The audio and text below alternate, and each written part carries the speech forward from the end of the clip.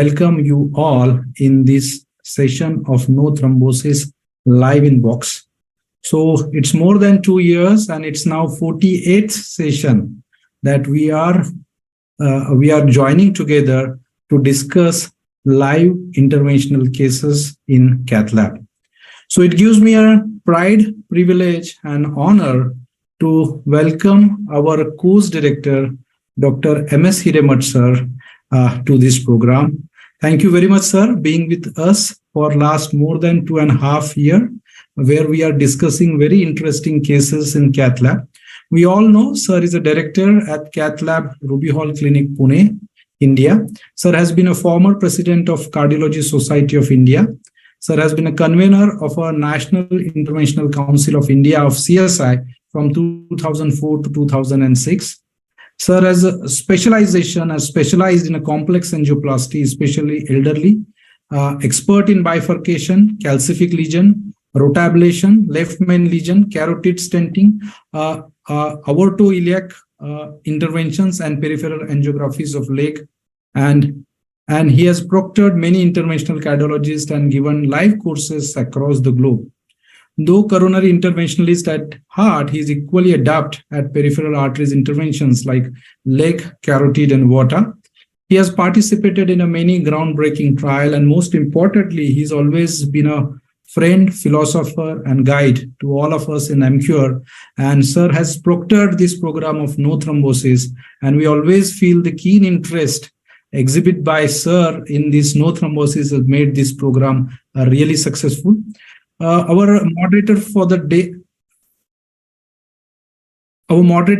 is Dr. Srinivas Kumar sir. Sir is a senior consultant and interventional cardiologist at Apollo Hospital, Jubilee Hills, Hyderabad. Sir will be joining shortly. He has certain exigencies. That's why he extended his proxy and may be joining shortly. At the same time, I would like to welcome and introduce our moderator, Dr. D. Prabhakar sir. Sir has been joining us for no thrombosis program for more than 6 months now. Sir has been bringing a lot of pearls of wisdom from the cases that has been presented over here. Sir is a consultant and interventional cardiologist associated with Apollo, First Med Hospital and Ashwin Clinic at Chennai. He has a professional membership to the Cardiology Society of India, Association of Physicians of India, and European Association of Percutaneous Coronary Intervention.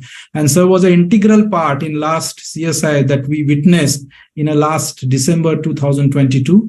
Sir has been a faculty at cardiology at Madras Medical College, Chennai, and sir has participated in international and national conferences as an invited faculty many times, many published articles in reputed national and international journals, including some consensus statement which we are working with sir. And sir has done profiling South Indian elderly patients and keeping their lifestyles and conditions of the country as determinant of cardio conditions. So thank you very much, sir, being a part of this program. And very interestingly, today we will be discussing 2 interesting cases, and it gives me a pleasure to welcome Dr. Ankit Dedia. Sir has presented many times in no thrombosis, and we have witnessed interventional cases and a lot of discussion. He is currently working as an interventional cardiologist at Holy Family Hospital, Mumbai, and he will be presenting complex multivessel PCI with bifurcation stenting. Our second speaker for the day is Dr. Abhinav Chabra. Sorry, I beg your pardon. Abhinav Chabra from Medanta Heart Institute, Gurgaon. He will be presenting complex coronary angioplasty case. So this would be our outline of this program. We'll be having 2 back-to-back cases, and after every case, we will be having the discussion. With this small brief, I would like to stop here and maybe hand over this session to our chairperson and moderator for the opening remarks, and then we can immediately start with the case presentation of Dr. Ankit. Hello, good evening, everybody. As usual, we are excited with this meeting, and we have 2 excellent operators and very good speakers today. So let's start the meeting with Dr. Ankit Dedia. Ankit, over to you. Ankit, unmute yourself and go ahead. Good evening, sir.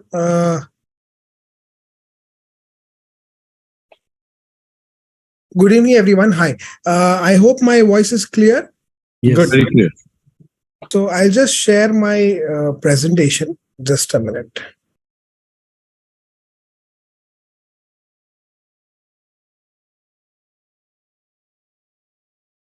Should I be sharing the screen itself or? Yeah, that would be great, sir. Okay. Okay. Just a minute. You need to just say yes.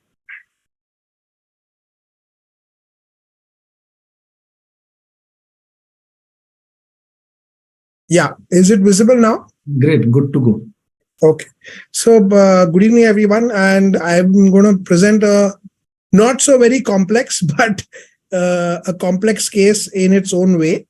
So the presenting history was a 72-year-old gentleman with hypertensive, borderline diabetic, HbA1c around 6.4, 6.6, not on any medicines, had undergone double vessel PTCA to LAD, proximal LAD and circumflex, RCA being a codominant or a RCA did not have any stenotic lesion, significant stenotic lesion, presented with ACS with an elevation in TROPS and breathlessness. LVEF was preserved with 50%, normal creat of 0.9, HB of 11.4. The left-sided shoots of the angiogram showed this. Now, there are two stents in the proximal LAD, which was stented 4 years back, both the stents, and also if you notice in the LCX as well, the proximal circumflex, beyond the OM1, early OM1, there's a stent which is patent and doing well. Now, this patient presented with an ACS, breathlessness, LVEF of 50%, presented as ACS, and on angiogram, we thought that this is pre-stenotic lesion or previous pre-stent. So the circumflex lesion was not involving the previous stent, and more or less also the LAD stent was quite patent, and we thought that we should do an imaging for this patient. So first, because the IVUS catheter was not going so smoothly, we pre-dilated both the lesions with 2.75. Of course, this was a Medina 011 to us. So we decided with a 2-stent strategy in this patient. We pre-dilated the patient, both the vessels, LAD and circumflex, with 2.75, 12 millimeters NC balloon. And following which we did an IVUS run. Now, this is the IVUS run of the proximal left main, which shows an area of 14.9, and the actual area should have been around 21.5. If you see the distal LAD or the healthy segment in the mid LAD beyond the stent, beyond the previous stent, was around 8.7, area was around 8.7, which is pretty okay. And the tightest portion in the LAD was showing a 3.9 millimeter square area. So which was significantly tight. This was the tightest portion in the proximal or the just beyond the ostium of the LAD. So we decided to do a DK crush for this patient. First, we pre-dilated already both the lesions. We kept a NC balloon across in the main vessel, and we considered LCX as our side branch.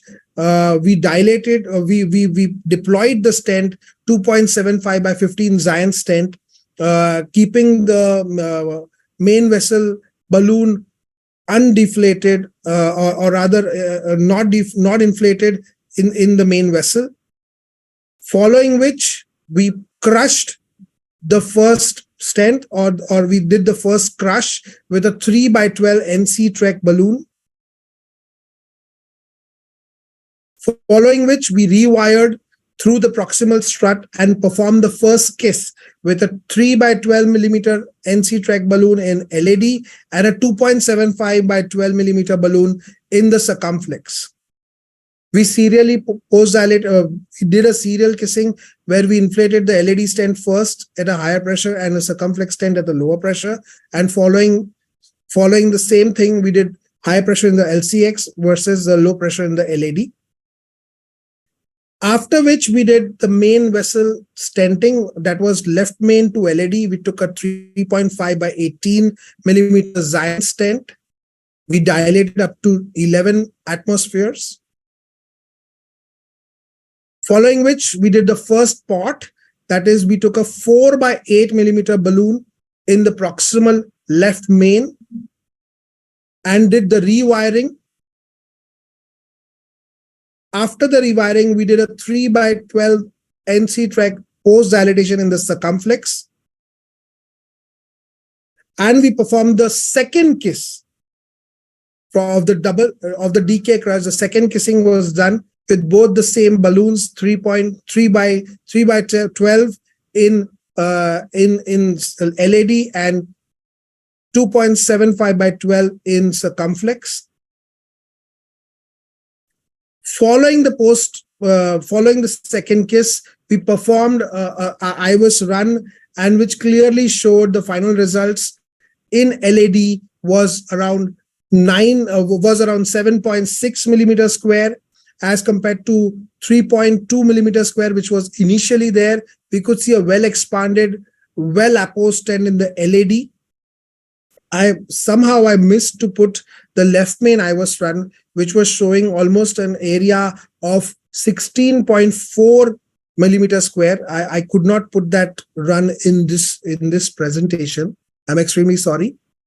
And this was the final result, where we had a good result of left main to LAD with a DK crush of LCX stent, both Zion stents.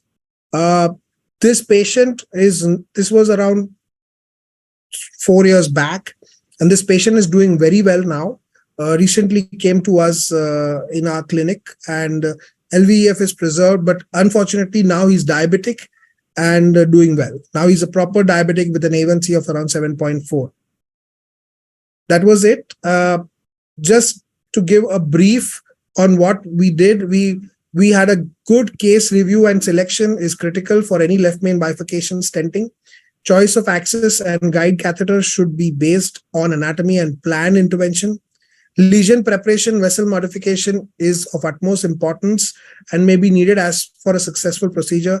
We would prefer a single stent strategy, but because wherever possible, because this patient was clearly 011, we preferred this as a bifurcation 2-stent strategy.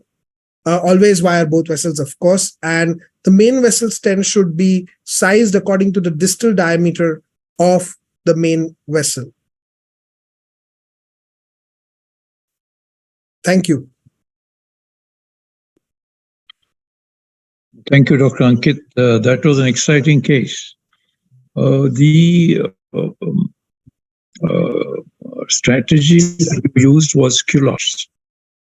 And I think whenever you're dealing with an ISR, culottes is probably a strategy which will give you a best metal coverage of the lesions.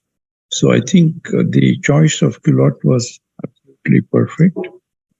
And however, why you did not use cutting balloon? I think this kind of ISR would probably need either rota or cutting balloon. And I would have thought, since many would want to do a rota in kind of case, I mean, there is no harm doing a rota also, but I thought cutting was simpler and probably safer because patient was unstable in the case. Yeah. I think basically, I think he has done a good job. I think he felt that with the pre-dilatation, the lesion gave way and didn't go for a cutting. Did you have a cutting balloon on the shelf? Yeah, sir. Yes, we had it, but then I didn't want to overdo. Probably I was pretty happy with the 2.75 dilatation of the pre-dilatation. With that, the residual stenosis was not. Probably I was not very keen on doing the cutting balloon because I thought that the result after pre-dilatation was pretty decent. So I didn't opt for it. But yes, as sir rightly said, that maybe a cutting balloon would have given a better vessel preparation. Yes. what kind of balloon pressures you used, or what would you advocate? Sir, for pre-dilatation, I went up with 2.75 12 NC track balloon. We went up to 14 atmosphere in circumflex. And in LED also, we went up to 14 to 16 atmospheres. So with that, we got a decent... And when you did a kissing, second kiss, after 2 stents were placed in as culottes, what kind of pressures did you use? So, sir, we initially serially we went up with a LED stent, LED post dilatation. We went for the LED balloon. We went up to 6 first. Then we went at the same time for the circumflex. We went up to 6. Then gradually pushed LED balloon to 10. So we had LED pressures of 10 with a 6 of circumflex pressures. And then we deflated both the balloons, and we did the same with circumflex at 10 and LED at 6. You were 1-to-1 with the vessel diameter, the balloon diameter, and the vessel diameter was 1-to-1, 275 in circumflex and 30 in LED, correct? No, sir. My LED stent was 3.5. And the balloon also was 3.5. And SIP balloon was also 3.5? No, sir. I did not, because then I kept LED balloon at 3 and an LCX balloon of 2.75 for the kissing. But I used a 4.8 balloon for post dilatation for the pot, and we also used a 3.5 balloon in the proximal LED, which was not involved in the bifurcation. No, your 3 and 2.75 was the first kissing. First kiss. And the second kiss was? Second kiss was 3.5 and 2.75. So I think that answers your question, sir. So he used a 3 initially and a 3.5 for the final kiss. Yeah. Because with the pressures, I would probably feel if you're taking a 3.0 to LED, you could have gone to even 25 and 30. I mean, whenever you have 2 balloons, the feeling is go up to 6 on both. And then one of them, you jack it up to maybe 25 or 30. I think that most of the stent would take that kind of pressure very well. And this is perhaps one sure way of making guaranteed that the stent expansion is full. And then reverse, the balloon which had gone to 30 probably comes back to 6, and the other one goes to 25 or 30. And this is how, and finally, you should end up with equal pressures in both the balloons. I think culottes is a very good technique. But I think we must take the steps absolutely correctly. And I would always like to end up with equal pressures on both the balloons. Dr. Prabhakar, you want to add anything here about the balloon pressures? The pressures, I think he had actually been a little conservative on the whole thing, because he didn't go more than 10. He was doing 6 and 10. That's 6 all. 6 and 10, yes. I think Ankit was more scared about getting into problem than we had a perf case just that's exactly 3 weeks before this case. Of course, it has got nothing to do with this case. So that was playing probably in our minds. So in a similar situation, I had a LED perf in a proximal LED with a 3.5 kind of a vessel. I landed up putting a covered stent of 2.75, and then so it was. These are episodes we should forget. Okay. Yes. And sort of start afresh. I mean, so many times this kind of thing, perforation happens to your first case, and then you have a list of another 4 cases. Correct. So just ignore the perforation and treat the next case as if you are afresh. And the important point that Sir was telling was finally finish with equal pressures on both. And I think you can go up, because when you're 6 on one side, you can easily go up to the higher pressures with the other one. And then you alternate first and then moderate it and finish it with the same pressures on either side. Otherwise, you're pushing the plug to one side or the other. You're not going to end up with a good result finally. So I think that is something that you have to do. And going to higher pressures here is not, because you're using a non-compliant balloon. NC balloons, yeah. Are you using 10, or you're going for 18, or most of these balloons take 20 or 22. So you can easily 25 and 30. Actually, the NC balloons, most of them would take a pressure of 25 to 30. In fact, whenever we are taking an NC balloon, we always go beyond 25.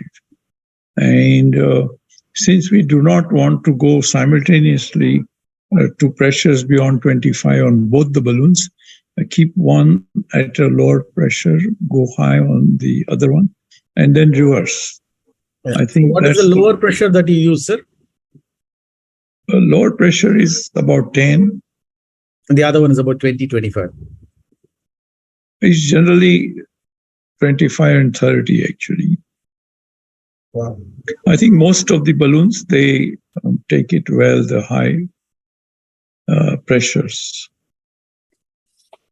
So finally, the LED cross-sectional area of the stent was 7+, right? Yes, sir. And the 7.8. left main was 16+. 16.4, yeah. Yeah, so I think both are very well achieved, because you jump from 3.8 on LED to 7+, 7.8, yeah. which is a big jump on a stent. The stents were about 4-year-old, or? Sorry, sir. Yeah, we put Zion's Expedition. No. The previous stents were How old were the stents? Previous stents were 4 years old, yeah. So when it is gone beyond 1 year, and then you are diagnosing a narrowing in the stents, I think, I mean, do you consider it as an ISR, or it's a neoatherosclerosis? Sir, this would be labeled as new atherosclerosis only. So all the more reason why you should be using a cutting balloon. Correct. But sir, somehow we found that the lesion was slightly before the stent. It was not involving the previous stents. So initially, we also on the routine angiography, we thought that it is peristent lesion. But on the IVUS, it was clear that beyond the stent struts, the lesion was more tighter, and there was no lesion across the stent area. So but that's beyond means proximal to the stent. Proximal, yeah. Pre-stent. I think that is another reason why your culotte was a perfect strategy. Dr. Prabhakar, would you choose any other strategy for this kind of lesion? So it's actually easier, because what he has done, he has been very clear with what he has been doing. And it's a little culotte, what he says is a little mixed, because what he has done is, how much of the stent have you placed inside the left main from the circumflex? Sir, only two to 2.5 struts. So and you recrossed only into the circumflex, correct? Correct. It's a little. So it is more of a. We call it as a culotte, sir. It is more likely to be DK crush. DK crush than a culotte, because it's not projected into the left main at all. No, it was hardly 2 millimeters. More of a DK crush than the culotte. Yeah. No, let's not mix these two. I mean, DK is totally different. I mean, in DK, you don't have a opened up stent in the main branch. In culottes, we have a fully open stent in the main branch, that is left main. So, Dr. Ankit, I would feel that you had a fully open stent in the left main, and so it has to be called culotte. There is no DK crush. You can call it mini culotte if you want, but this is culottes, definitely culottes. Okay, any other questions in the chat box? Anything in the chat box, Onkar? You're muted, Onkar. Not yet, sir. Not yet. But I think the pearls of wisdom that Dr. Hiramat was saying was very, very, very, very clear. I think your pressures going up, you can go to higher pressures in these and alternate the pressures and then equate it so that you have a similar pressure in both. I think the kissing technique has to be a little perfect. And the pot twice, the initial pot and the final pot, both are very important. And I think the final IVUS run that you have done has clearly shown good results.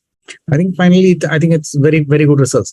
Possible only question that that was raised was maybe a cutting balloon could have been a little easier and better, because I have seen Dr. Hiramat sir present his cases in no thrombosis, and his threshold for using a cutting balloon is very low, but the results are very good. Correct. So I think we should learn from that also. Yes. Sir, any comment on that, sir?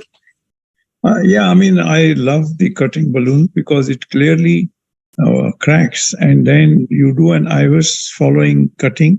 You can see all those cracks, and you feel nice that your stent, which will come in soon after, is going to expand fully. In this kind of ISR, the material that is growing inside the stent is a different kind of material. But since you want to call it this as a new atherosclerosis, I think your technique is also very acceptable. But if it were happening in 3 months and 6 months, I think we must learn to call this an ISR, in which case I think cutting balloon was probably a necessity. Okay. Dr. Omkar? Yeah. Thank you, Dr. Ankit. Which hospital was this case done, Dr. Ankit? So we are done at Holy Family. Oh, lovely. So, okay, Dr. Omkar, can we go to the next case? Yes, sir. We can move to the next case, and I request Dr. Abhinav. Yeah. Dr. Abhinav, you are on mute. Yeah, hi, good evening. Good evening, sir. Good evening, Hiramat sir. Good evening, Prabhadar sir. And thanks for inviting me to such a good platform to share the recent work we are doing in Vedanta. So I am Dr. Abhinav. I have done my DM from Aurangabad, Maharashtra. And we were like every day we hear things about Dr. Hiramat. Dr. Suhas Hardas was a visiting cardiologist at that time when I was having my residency in 2020. So I completed my DM in 2020 and started my career in Vedanta. So I recently, 6 months back, promoted as a consultant in Vedanta. So I will be sharing my... Are you able to see the slide? No, Not yet.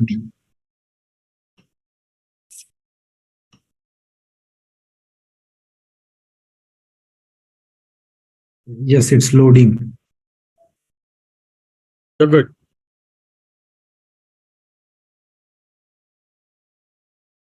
So I will be starting with the case. It is just a very short. It will be a short discussion. So there was a 73-year-old female presented, had a history of CAD, had a stent in LED 2 years back, and now presented with ACS. So angiography was done, which showed a discrete lesion in RCA, but the RCA was heavily calcified, and the lesion which was there in RCA, it was more or less a calcium chunk which was there in the in the middle part of the RCA. So we crossed the lesion with the BMW wire, which was easily crossable, and then we tried everything and nothing was crossing across that lesion. Like even the Nick Nano balloon 0.85, it was not crossing. We used everything like the guide support and the recent all the things which are there in the lab, but nothing was crossed. So we started with the laser, and we gave almost 4 passes of the laser at a rate of 60 and the fluence of 40 for 7 to 8 passes, then 80 for another 4 passes, and the total time of laser was around 5.8 minutes. So we were able to negotiate the lesion, and then we pre-dilated the lesion with a 2.5 open NC, but again there was dope boning at the same point. And then we crossed the IVUS with the Guidezilla support, and the IVUS was like this. Even with the cutting balloon and the open NC, the lesion was not, the calcium was not, we were not able to cut that calcium. It was just making everything a dope boning. So the next step was like whether to go for IVL as the patient was affording. So we tried the IVL with the Guidezilla support, and we were able to dilate the lesion and finally cross the lesion and put the disc across that lesion. So this was the final result.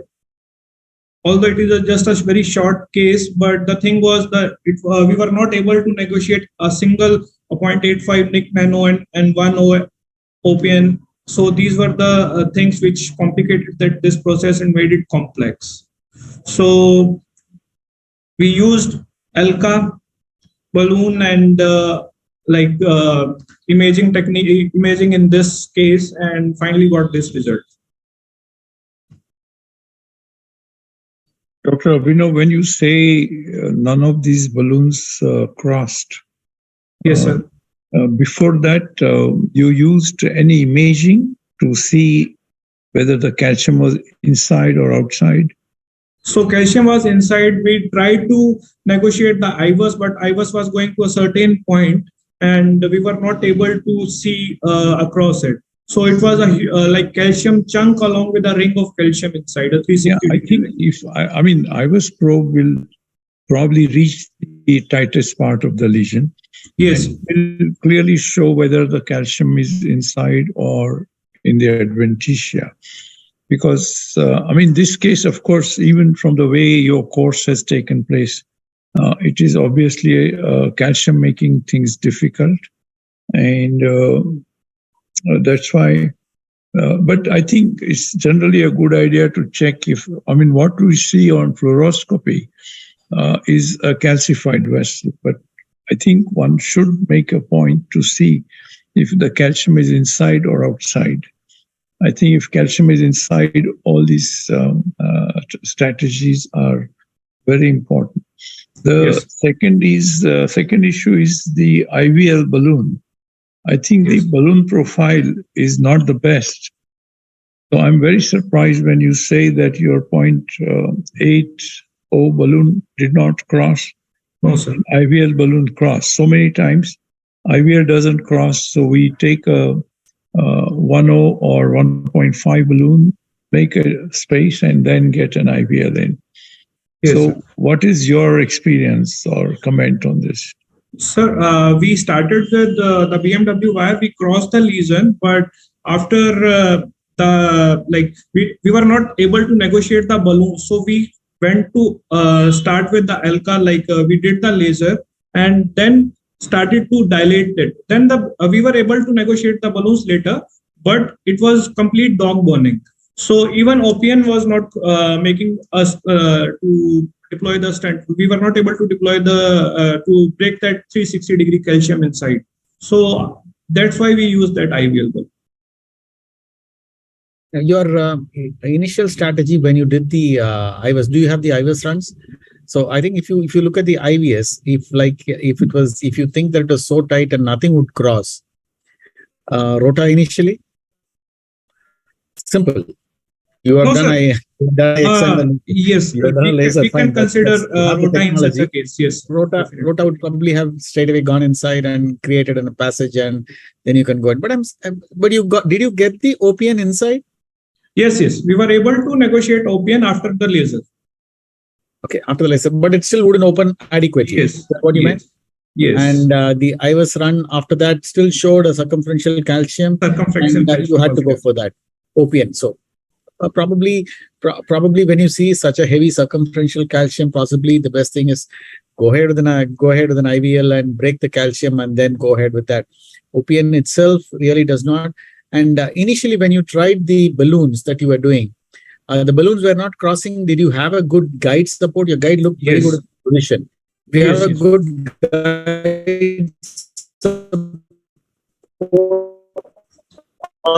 You don't probably guides are more than guys. Remember that it made two which inside deploying these balloons. Probably your initial balloon would have gone inside much easier. Yeah, but I would also feel that if balloon is not going on its own, we downsize, and even the downsized balloon is not crossing, you can use support from behind. Like I would probably bring in a guidezilla or a guideliner, Yes. reach the lesion, and then take the smallest balloon. Yes, sir. go We across. tried that GuideZilla support also, and we use our nowadays that Nipro Guide support is very it is doing wonder in our cases. So it just cross. We reached up to that point, but we were not able to negotiate any balloon out of that. So Which that's guide- why, Which guide did you say just now? sir, Nipro. Uh-huh. Nipro. What is the speciality of So Nipro? specialty, sir, it is a very you can say a very like tactile in touch, and it's just like GuideZilla is more or less like a guide only. It is just a catheter which is very soft, sir. It easily reaches up to a distal point. We have two type of, one is EL, one is SL. So for a calcium which is like for a lesion which is very distal, so we use EL, and which for proximal ones we are using SL. Now, it's the same that what I had told. Actually, it's guide plus 2. Yes, guide plus 2. Yes, sir. Yes. And that's what I was also mentioning. The guide plus 2 goes inside, and actually guide plus 2 can be pushed inside without the balloon getting milking it. Yes. So that's the advantage of guide plus 2. You don't need a balloon support for that, and it's a good, very good catheter. Yes, sir. Yes. In fact, I had presented the case where GuideZilla wouldn't go in, and the guide plus actually went inside and helped me do a case in the right coronary artery. Something similar, but I think you had a little more difficulty with that. And did you get all your other catheters through the guide plus 2? Sorry, sir. Please come again. Did you use the guide plus 2 subsequently to get the balloons inside also after the laser? Yes. Because the proximal to the mid there was a calcium tram track calcium only, so we took the support of guide plus 2 only to cross that IVL balloon itself. So can we indirectly say that the laser was successful, and that's why the subsequent balloon could cross easily? Yes, sir. Yes, sir. So after that, sir, sorry to interrupt you. After that, we did almost 3 to 4 cases in which we were not able to negotiate that lesion, like a chunk of calcium. So laser we were able to do that pre-dilatation after crossing the laser, after doing the laser. So laser did well in such cases to make a channel, to make a path for the even like 1O balloon. So it definitely helps. I think laser is also very good for ISR. Yes, sir. When you're dealing with an ISR, I think laser works very well. So moment wire crosses, if you get the laser, it would make enough space for you to bring in your subsequent stuff. Yes, sir. But I think good case where you had, good thing you had all the armamentaria in your lab to go ahead and do everything. That's nice. Because failing which, I think the other alternative would have been to the conventional way would have been to go ahead with a rota and then use a burr, use a 1.25 or 1.5, and then go ahead and then get all your stuff inside. I think that would have been the classical way of doing it. But I think laser gives you another option. And I think you have used the option pretty well.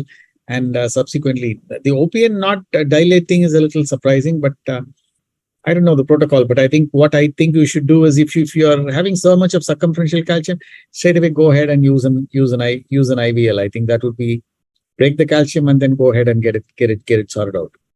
Dr. Prabhakar, to make all these decisions, I think imaging right at the beginning is very important. Very important. So even if your probe doesn't cross the lesion, come up to the lesions, see the wall at the site of the tightest occlusion, and that would help you decide what kind of cutting technology you're going to use. Suppose you don't have an IVL in this case, sir. Suppose you have crossed and no balloon crosses. What would be your strategy, sir? In olden days, we used to put a 3-5 wire on the side, 104 wire on the side, and we believed the NC balloon would use the wire as a cutting balloon. And the cutting balloon is quite bulky; it can't cross easily. And that's why, unless you do some dilatation, getting a cutting balloon is quite tough. So I would probably feel we used to do these kind of things. Keep a wire on the side, 014, and then use a NC balloon. You have any tricks, Prabhakar? No, sir. What I felt was if it's not going in, probably straight away exchange. If you're not sure about crossing it, go ahead and get a rota. Rota is more available than the laser in most of the centers. So I think probably I should have done was that. But I think the trick that you said, use a buddy wire and try to get something inside. Get a second wire inside, a little more stiff, or a micro catheter and get a more stiff catheter. BMW may not provide you much support. So probably get one of those stiffer wires, and maybe you can track a balloon down on that much more easily. He's tried a guide mate too, which is good, but probably with a more stiffer wire, I think a balloon might have crossed and you could have done an imaging straight away. But the very good learning point that you gave us was that track the IVS to as far as it goes, and then you have an idea of what happens inside, which I never thought about that. I've never done that. So I think that's something that's very important to learn. Yes. Dr. Prabhakar, can you tell us a little bit more about this Guide Plus 2? Sir, actually, it's a very simple catheter, sir. Actually, you don't have to use it like the Guidezilla. The Guidezilla that we use, you most of the time you have to milk it with a balloon and inflate it and keep pushing it as you deflate it. The Guide Plus 2, you don't have to use a balloon at all. It just goes inside as far as it goes. You can use the milking, but you don't need the milking at all in that. And how do you use it, Abhinav, in your case? So we just pushed it, sir. Yeah, we it's just pushed it softer in the tip, sir. The tip is much softer. Yes. The tip is much softer and it goes inside very easily. It doesn't produce any dissection or any specific problem there. It definitely glides in through. We have not used it. Who makes this? I think now, which company now? I think it's called.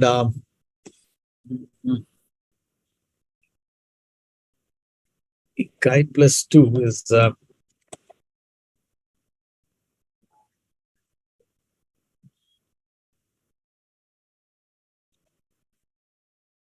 It's Nipro. Sir, it's Nipro only.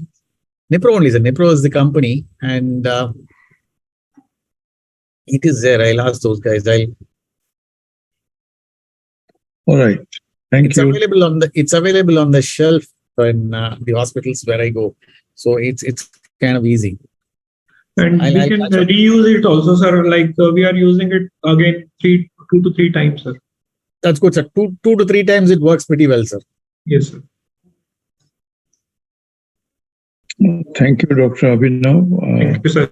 That was a very exciting case, though presented briefly. I'm sure all of us would have struggled to do this kind of case on that background. It was a brilliant result and very effective steps that you measured. What is the laser penetration in your cath lab at the moment? Like, what percentage of cases need lasers? Sir, nowadays, like I am working with Dr. Praveen Chandra in his team. So almost like every second day we are using laser in CTOs, in graft plasties, in like instant. Yes, definitely. Maximum in instant restenosis, as you earlier told us. And secondly, to creating a path, sir, in which we are not able to negotiate even smaller balloons. So we are using laser in those patients, sir. So what are the precautions that you need to take while advancing your laser? I guess you need to go very slow. Yes, sir, very slow. And sir, like if you have to just make a path, then rate should be increased.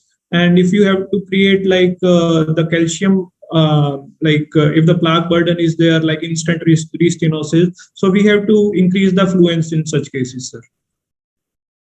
Rate and fluence, sir. And multiple runs we can take, sir. Like maximum we did laser in a case with 9 minutes, maximum 9 minutes we did. And like in between we have to just flush the catheter and flush the artery. So because laser creates some heat, energy, yes, and we have to just flush it. I think if you don't flush, it generates too much heat. Yes, and that can have its own problem. Yes, sir. Like it creates some kind of heat bubble, they say. and the rotor can get stuck. I mean, the laser can get stuck there. No, sir. Just some dissections or some. We haven't encountered any complication like this, but they are saying some like artery damage to intima or something.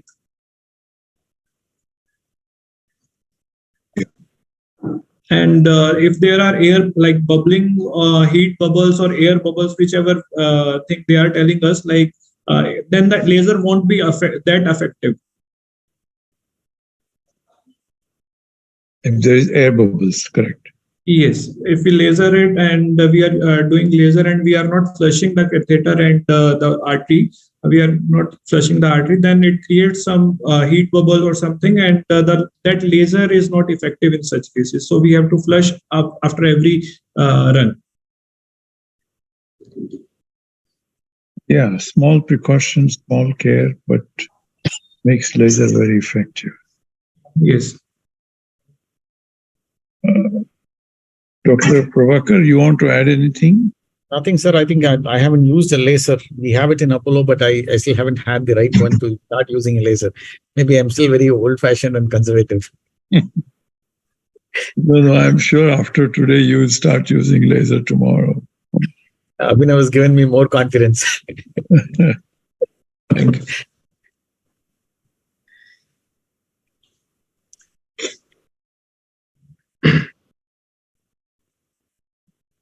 I think we have had good pearls of wisdom. Both cases had good learning points, and two different cases with two different modalities of treatment. I think good spacing out and good discussions today we landed up with, and how to get in even if you don't have laser utilization, and good case presentation. Dr. Abhinav also, Dr. Abhijit. I think both of you, big thanks to both of you, and a lot of pearls of wisdom as usual from Dr. Hiramat sir. I think thank you so much, sir. Anything from Hiramat sir you want to add up, sir? I think today's both cases had sort of different flavor. First was a clear-cut ISR, and we discussed how we can address an ISR case. I would very positively feel that cutting balloon, which Dr. Prabhakar used, he did not use rather, was probably a necessity in that case. I would have definitely used balloon. But as we discussed, it was a 4-year-old lesion. I mean, stent was 4-year-old. So it was probably more like neoatherosclerosis and not so much of ISR.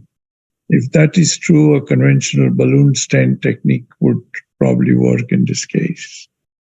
This was about first case by Dr. Ankit Dedia. And the second one by Dr. Abhinav highlighted the use of laser. I think laser has this speciality where nothing else is crossing. I think you can safely use laser. You have to be very, very slow when you use laser. Abhinav, correct me if I'm wrong. I've just seen laser being used and never had an opportunity to. So, like in rough hands, if we are fast, like we have to just slow in to just break the lesion. But there is no such complication if you use it faster. But like to be gets a, like you can say, a good result. So we have to be slow. But we can just go like a rota run also, but it won't be so effective in such cases. But it won't create any problem in patient. The heat it generates is quite a bit. And that flush that you maintain after each... mainly the guy who was, the Philips guy told us like, just we have to flush the catheter so that laser helps, laser effectiveness increases. It won't damage the artery rather. The heat bubble will not damage the artery, but the laser effectiveness reduces.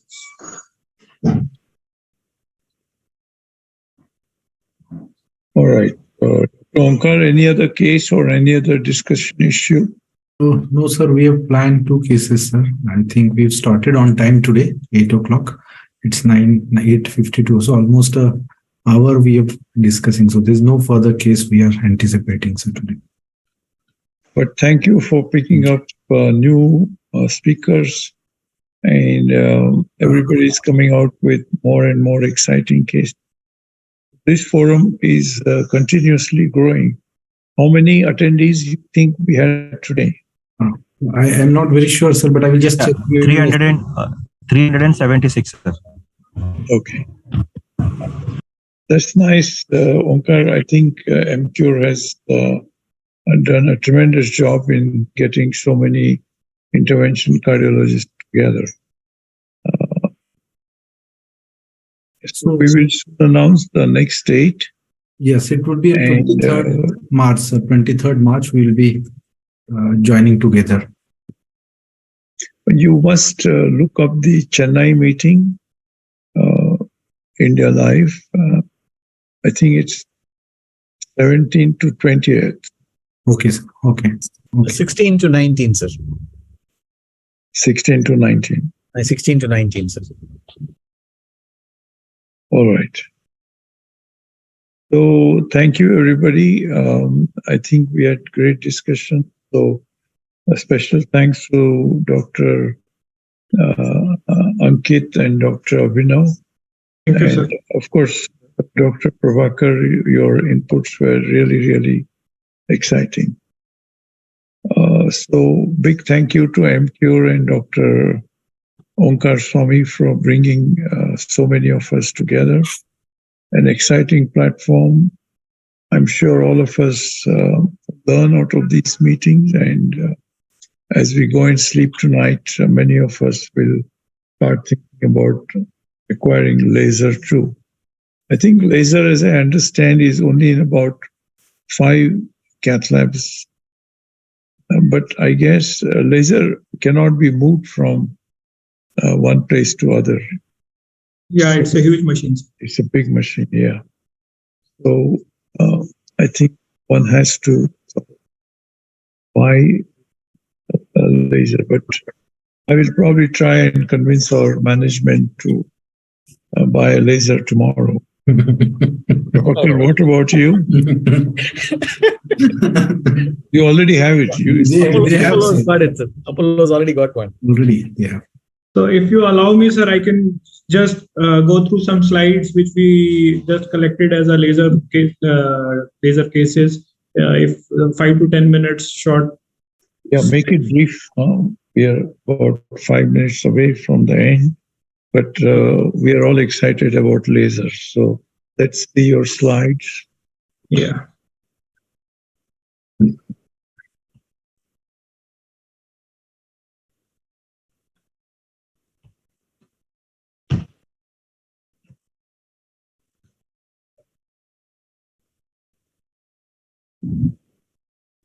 So it was a instant occlusion. So as sir has already discussed, like it helps in very much in this instant restenosis. So after laser, this was the result. So second case was double vessel disease with patent stent and LCX as a osteoproximal 90%. So LCX was treated with the laser. So it was difficult to cross that LCX branch, but we negotiated the wire and did laser and got this result.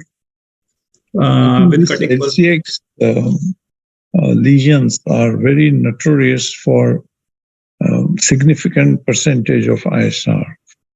And once ISR happens at the LCX ostium, it's very, very difficult. So many times I tell the patients to sort of ignore the angina and live with it and so on. So I'm sure this is probably going to be a very strong indication. Yes, sir. So in this case, we did laser, and after that cutting balloon and deb only. We didn't put the stent in this case, sir. Oh, just laser and cutting balloon. Yes, sir. How often is it that you do a laser and don't put a stent? Not very often, I guess. Sir, in osteal lesions, like sir, in such cases, you don't in put branches. Yes. The results are good, or you have? Yeah, results are good, sir. And you do an imaging in all these cases? Yes, sir.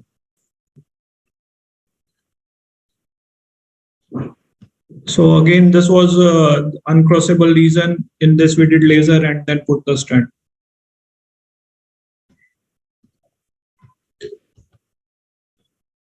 Osteoproximal lesion, stent restenosis again.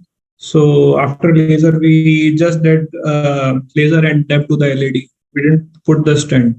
So this was the final result, sir. I think this also would be a very exciting way to treat ISR. Do a laser and then release drugs through a DEB. And I'm sure we would expect very good result. Of course, you need to do imaging to make sure that the stent has been previously well expanded and reason out why the ISR has taken place. So almost 95% cases we are doing cutting balloon, either with the help of laser or just get a good area. And after imaging, we just do we are just leaving it on DAB only, sir.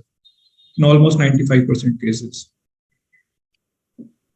Yeah, I think I would feel DAB was sort of, I mean, I felt at one time it was probably losing its importance. I'm not trying to say it was on its way out, but I think with laser, DEB will probably see a rebirth. So this was the graft in which we did the laser and then put the stent.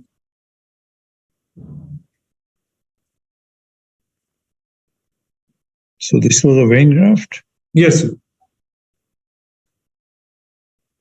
What happens when the laser passes through the debris in a case like this? I mean, does it go distally? I mean, No, generally we worry about balloon. Yes, distal embolization.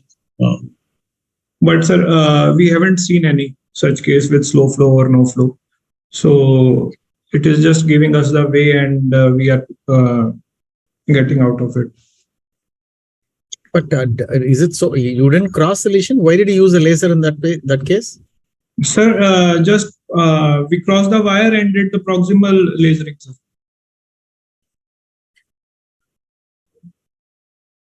Filter, dilate, stent, simpler, probably. Yes, sir. But in grafts, there are some studies in which it is showing like laser is helpful, and we are just burning the plaque, and you can just.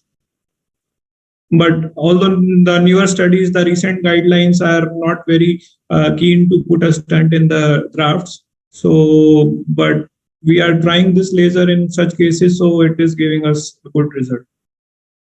And this was not stented. That's just a laser. No. It was stented. Stented. Okay. Yes. So are there any areas where you would suggest we use a laser and don't put a stent? Sorry, sir? Use laser and don't put stents. I guess ISR is one such indication. Yes. Where you do a laser and maybe just a DEP. Yes. And in heavily calcified vessels like or a tortuous vessel, in which we are not able to cross the stents or guide supports. So even after using guide support, so we can also leave these arteries on DAB also if there are no such dissections.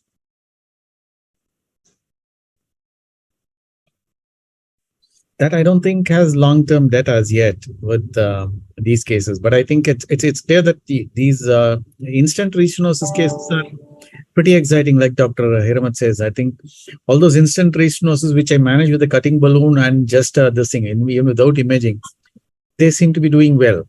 Just a DEB, the good DEB of deploy it, and then they seem to be doing pretty well without imaging.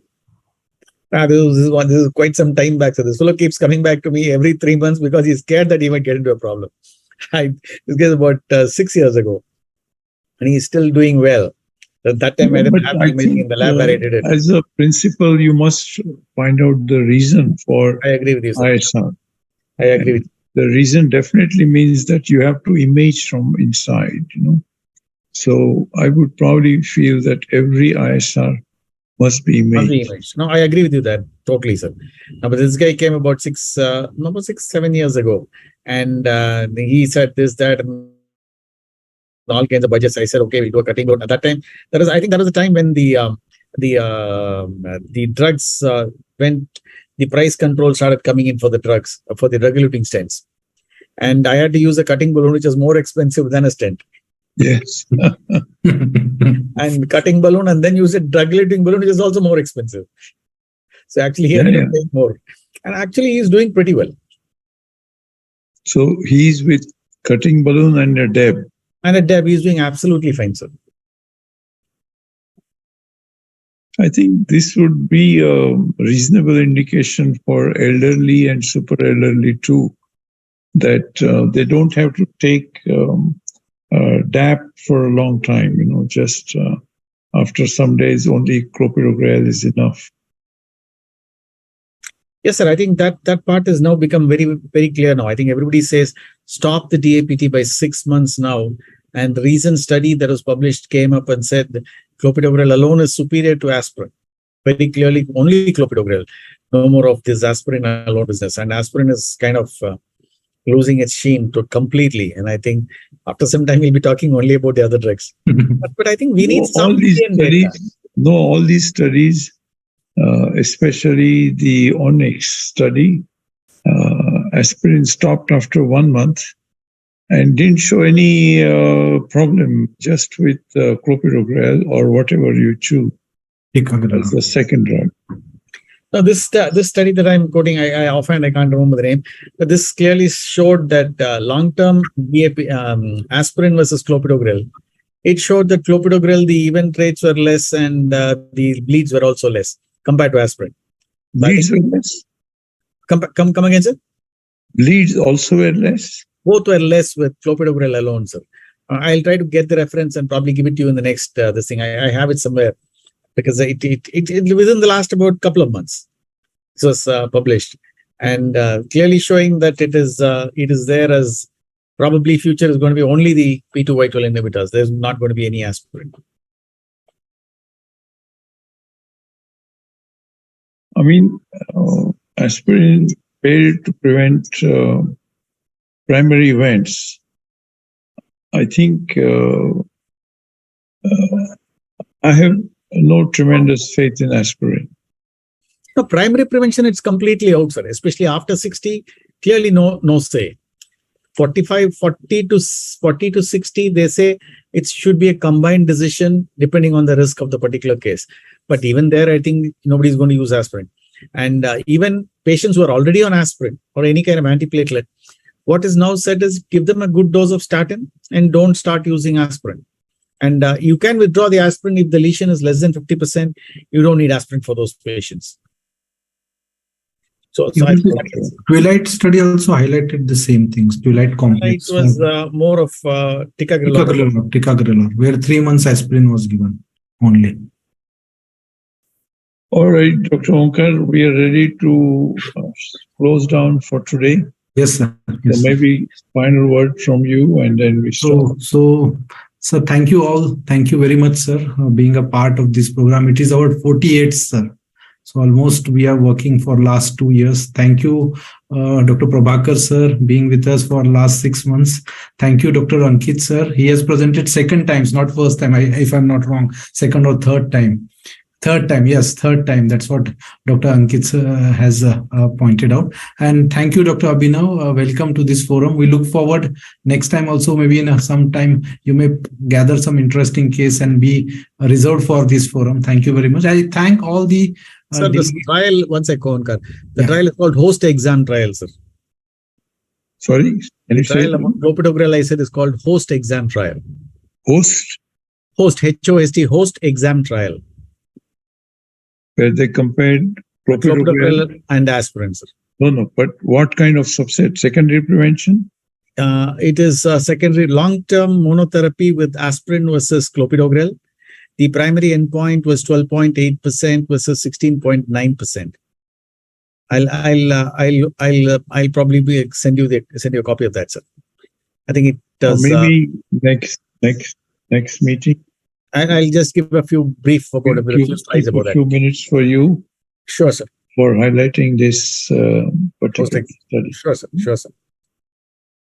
Okay, sir. Thank you. Thank you very much. At the same time, I thanks all the delegate across the country watching this program. So we'll stop here. We'll gather next month on 23rd with 2 or 3 more interesting cases and a lot of discussion. Till then, thank you. Good night and have a nice time ahead. Thank you.